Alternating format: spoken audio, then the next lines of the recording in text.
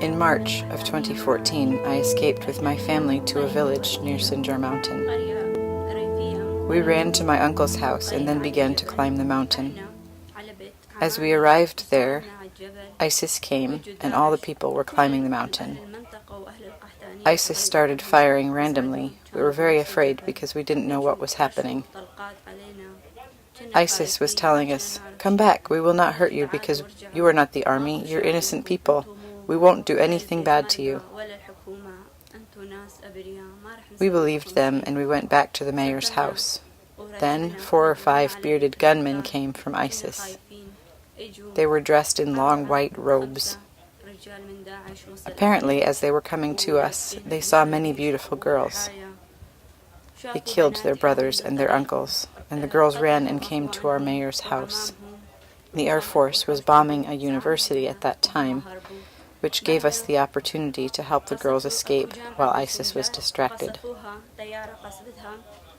After that, ISIS came at night to kill all the men in another village close by.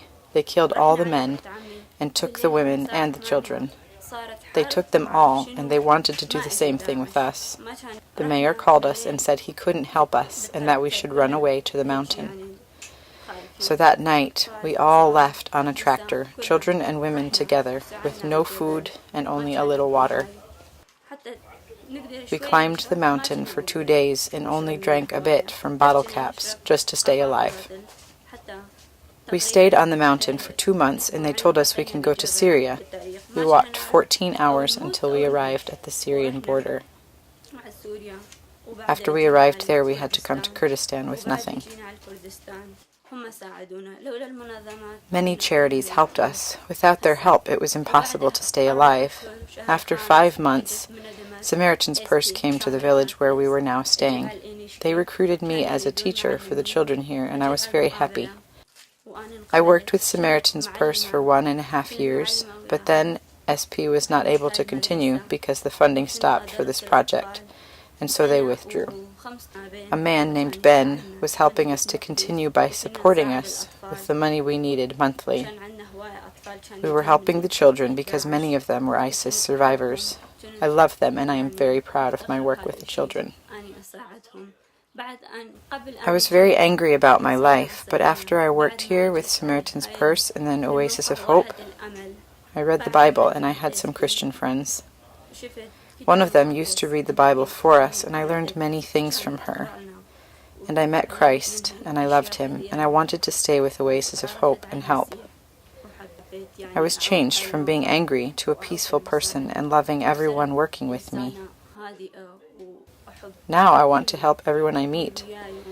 I was not like this, but my life was changed after I read the Bible. I was invited to work with another charity, but I stayed with Oasis of Hope even if it was without a contract. They need me, and maybe no one will come like me here to help them. So I did not want to stop helping Oasis of Hope because of money. I learned this thing from Christ. I love him and I accepted him in my life. And I am very happy because I met Christ. After all the sufferings, I believe that God gave me a wonderful gift. We loved our city, Sinjar, before, but now after the war I personally don't like it because most of the people we knew were killed. Nothing is left but soil. We don't want soil. I don't even want to go back to Sinjar. I want to stay here, to have a safe life, to help the children, and to stay in the love of Christ.